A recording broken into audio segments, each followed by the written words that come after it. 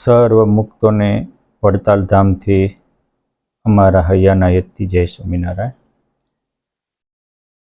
વાલા મુક્તો, આપણો જન્મ મહાન બનવા માટે થયો છે, યશસ્વી ને તેજસ્વી બનવા માટે થયો છે. ધરતીમાં નાખેલું બીજનું અંકુર કોઈ પણ દિશામાં હોય પણ એ ઊંચું જ આવે છે. શું કામ? કોઈ પણ જીવને ભગવાન આ સૃષ્ટિમાં મહાન બનવા માટે જ આવે છે. મહાન બનાય કેમ? તો આ એક કોમન નિયમ છે કે આપણે જેનો કરીએ પુરસ્કાર એ વધે વારંવાર, જેનો કરીએ આદર એ આપણામાં આવી જાય સાદર. માટે આપણે ખોટાનો તો બહુ વાર આદર કર્યો, એકવાર સત્યનો આદર કરીએ. આપણે આ લોકની સુખ સંપત્તિ મહાન મોટપને અનેક વાર સુસ્વાગતમ કર્યું. એકવાર હું અક્ષર બ્રહ્મ છું, મારામાં પ્રગટ પર બ્રહ્મ છે, આવે સત્યનો સ્વાગત કરીએ. એકવાર આપણે ભગવાન કે ભગવાનને સુધી પહોંચેલા મોટાનો આદર કરીએ, એને અનુકૂળ થઈએ. ગુણાતીતાનંદ સ્વામી કહેતા કે જે ભગવાનને ભગવાનના સંતને અનુકૂળ થાય એને આખું વિશ્વ અનુકૂળ થાય. ધ્રુવને પ્રહલાદ, મીરાને નરસિંહ, તુકારામને તુલસીદાસ, જનકને જયદેવ ભગવાન કે સંતને અનુકૂળ થયા. આજે યુગો ગયા, એના નામ અમર પદમાં નોંધાઈ ગયા. આપણા હવના હૈયામાં આપણા કુટુંબી ન હોવા છતાં એના નામ રમતા રહે. શું કામ? એ ભગવાનને ભગવાનના સંતને અનુકૂળ થયા. આપણે આપણા કુટુંબીજનોને, દેહને દેહના સંબંધીઓને તો અનેક વાર અનુકૂળ થયા, અનેક વાર એનું સ્વાગત કરી, એની સન્માનવા હાજર થયા.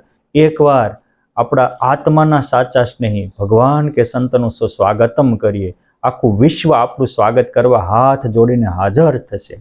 આપણે બહુ જન્મ સુધી બહુ વાર પેટને ખાતર અનેક પ્રકારની વિદ્યા ભણ્યા. કંઈક વાર આપણે વકીલ થયા, કંઈક વાર એન્જિનિયર થયા, કંઈક વાર ડૉક્ટર થયા, ક્યાંક વાર બિઝનેસમેન કે મિનિસ્ટર કે પ્રાઇમ મિનિસ્ટર કે વગેરે પદવીઓને પામ્યા. પણ જે બોડીથી આ ભેગું કર્યું હતી, બોડી સેકન્ડના છઠ્ઠા ભાગમાં કાળના એક ઝપાટે નહીં રહે, તો એનેથી મેળવેલી કારકિર્દી કે સંપત્તિ કયા બેઝ ઉપર રહેશે? માટે લૌકિક વિદ્યાનો તો જન્મો જન્મથી આદર કરીએ છીએ, ભણીએ છીએ ને ભુહાય છે, ભણીએ છીએ ને ભુહાય છે. એકવાર અલૌકિક વિદ્યા, જેને બ્રહ્મ વિદ્યા કહેવાય છે, જે આપણા ઉપનિષદનો પોકાર છે, વેદોનો રણકાર છે. બ્રહ્માહમ કૃષ્ણદાસોસ્મિ, અહમ બ્રહ્માસ્મિ, પ્રજ્ઞાનમ બ્રહ્મ, અયમ આત્મા બ્રહ્મ, વયમ અમૃતસ્ય પુત્ર, નિજાત્માનમ બ્રહ્મ રૂપમ. આ બ્રહ્મ ભાવને આપણે આદર કરીએ. આપણા તમામ ઋષિ મુનિઓ આ દિવ્ય આદર થકી જ અલૌકિક સ્થિતિને પામ્યા હતા. આ બ્રહ્મ વિદ્યાનો એકવાર આવિષ્કાર આપણા જન્મો જન્મની કસર ટાળી લાખોના લાડીલા અને આપણને યશસ્વી ને તેજસ્વી બનાવી દેશે. માટે એકવાર સદવિદ્યા અને બ્રહ્મ વિદ્યાનો આદર કરીએ. કુભાવ છોડી સદભાવ કેળવીએ, દુર્ભાવ છોડી દુર્ગુણો છોડી સદગુણોને આદર આપીએ, કુકર્મ મૂકી સત્કર્મને આદર આપીએ, લૌકિક વિદ્યા મૂકી અલૌકિક વિદ્યા બ્રહ્મ વિદ્યાને આદર આપીએ, કુટુંબીના સંબંધીઓને આદર આપવાનું એકવાર ઓછું કરી સત્ય એવા આત્મા કે પરમાત્માને કે ભગવાન સુધી પહોંચેલા સંતોને આદર આપીએ. જો આ મહાનનો આદર એ આપણા જીવનને વિશ્વ વંદનીય બનાવે છે. મોટાને અનુકૂળ એ આપણને અનેક પ્રતિકૂળતાથી રક્ષણ પોષણ આપે છે. માટે સુખી થવું હોય, યશસ્વી તેજસ્વી મહાન બનવું હોય તો આપણે અંધારાને અનેકવાર આદર આપ્યો, એકવાર આપણા આત્માના પ્રકાશને આદર આપો, દેહ ભાવને બહુ જન્મો જન્મ આદર આપ્યો, એકવાર દેહને પોતાનું રૂપ માનવાથી અનેક દેહ આવ્યા છે. એકવાર આત્મા ભાવને આદર આપો, જે આપણું રિયલી ઓરિજિનલ આકાર છે, આપણા સ્વરૂપ છે. માટે આપણે આપણા આત્માને આદર આપીએ. એકવાર અજ્ઞાનના અંધકારમાંથી નીકળીને જ્ઞાનના પ્રકાશને આદર આપીએ. એકવાર મૃત્યુના મુખમાંથી છૂટી થવા અમર પદને આદર આપીએ. એકવાર